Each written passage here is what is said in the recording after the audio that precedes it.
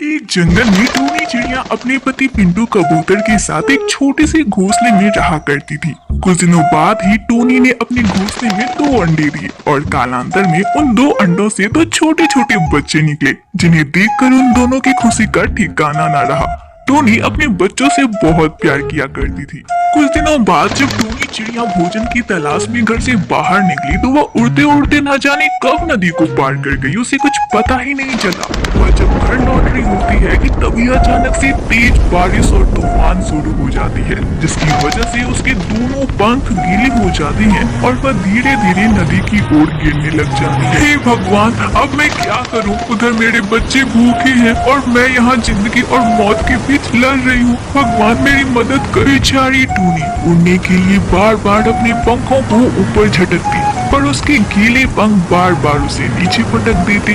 उसकी मदद करने वाला वहाँ कोई नहीं था। इधर पिंटू कबूतर और दोनों बच्चे अपनी माँ के इस संघर्ष को देख रहे थे, पर वे सभी लाचार थे। पिंटू कबूतर ने एक बार हिम्मत भी की, वह उड़ा, पर आधे रास्ते में ही उसके पंख जवाब दे गए। वह तुरंत लौट आया। पिंटू कबूतर और छोटे छोटे बच्चों की आंखों के सामने ही टोनी अपनी संघर्ष की लड़ाई हार गई। वह मौत को प्राप्त हो गई और नदी के बहाव में आगे बहती चली गई। देर बाद बारिश तो थम गई, लेकिन पिंटू कबूतर और उसके दोनों बच्चे टूनी चिड़िया की जुदाई के गम की सागर में डूब गए। बाबा, माँ को लेके आओ। मैंने देखा माँ तैर नहीं पा रही थी। बाबा, उन्हें लेके आओ। बाबा, लेके आओ ना उन्हें। हाँ बाबा, माँ को लेके आइए। हम उनके बिना नहीं रहेंगे बाबा, हम उनके बिना नहीं रहेंगे। पिंटू कबूतर उड़ा। उसने चारों तरफ टूनी की तलाश की, पर टूनी कहीं भी उसे दिखाई ना दी। वह निराश होकर वापस आ गया। बच्चों, ये लो खाना खा लो। तुम लोगों ने सुबह से कुछ नहीं खाया है, खा लो बच्चों। दुखी मन से दोनों बच्चों ने खाना खाया और रोते बिलखते कुछ देर बाद सो गए। कुछ दिनों तक पिंटू कबूतर भी टूनी चिड़िया की याद में रोता रहा, पर किसी तरह उसने खुद को संभाल लिया। एक बार पिंटू कबूतर एक काली कौवी के साथ घर आया, जिसका नाम सुंदरी था। देखो बच्चों, मैं अपने साथ किसे लाया हूँ। ये तुम्हारी नई माँ है, इनका नाम है सुंदरी। अभी तुम दोनों बहुत छोटे हो ना, ये तुम्हारा ध्यान रखेंगी और तुमसे बहुत प्यार भी करेंगी बच्चों। बाबा बाबा, क्या ये हमारा पूरा ध्यान रखेंगी? हमें मारेंगी तो नहीं ना बाबा?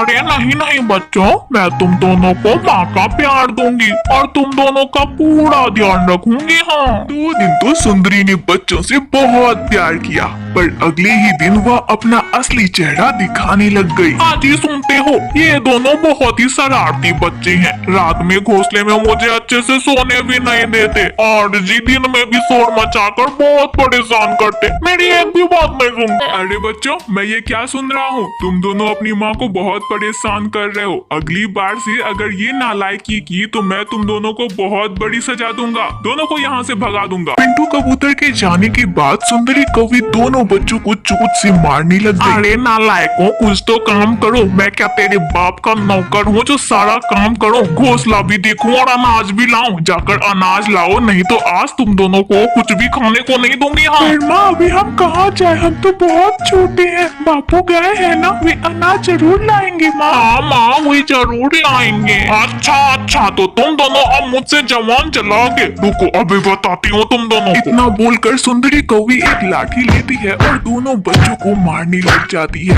वे दोनों चुपचाप मार पीसाते जाते हैं। तभी अचानक से टुनटुनी बोल पड़ती है। आप कैसी माँ हो? हमारी टूनी माँ हमें कभी नहीं मारा करती थी, वे हमसे बहुत प्यार करती थी। माँ, आप बहुत बुरी हो। तुम दोनों को अपनी टूनी माँ की बहुत याद आती है ना? हाँ, बहुत याद आती है, रोज याद आती है। अच्छा ठीक है, अभी तुम दोनों को तुम्हारी टूनी माँ के पास पहुँचा देती हूँ, वहीं तुम्हें प्यार मिलेगा। हाँ, रुक जाओ, मेरे होते हुए मेरे बच्चों का कोई बाल भी बाका नहीं कर सकता। आवाज सुनकर टुनटुनी और मिट्ठू दोनों ही पीछे पलट कर देखते हैं तो उनकी खुशी का ठिकाना नहीं रहता है। उनके सामने उनकी टूनी माँ खड़ी रहती है। माँ, तुम आ गई। मेरी माँ आ गई, मेरी माँ आ गई। माँ, तुम इतने दिनों तक कहाँ थी? बच्चों, मेरे प्यारे बच्चों, बस तुम ही दोनों के लिए ही तो मैं मौत के मुंह से लड़के आई हूँ। मैं बहुत दिनों तक बेहोश थी बच्चों। नदी किनारे में हंसों के झुंड में पाई गई तो उन्होंने मेरी देखभाल की। मैं बेहोश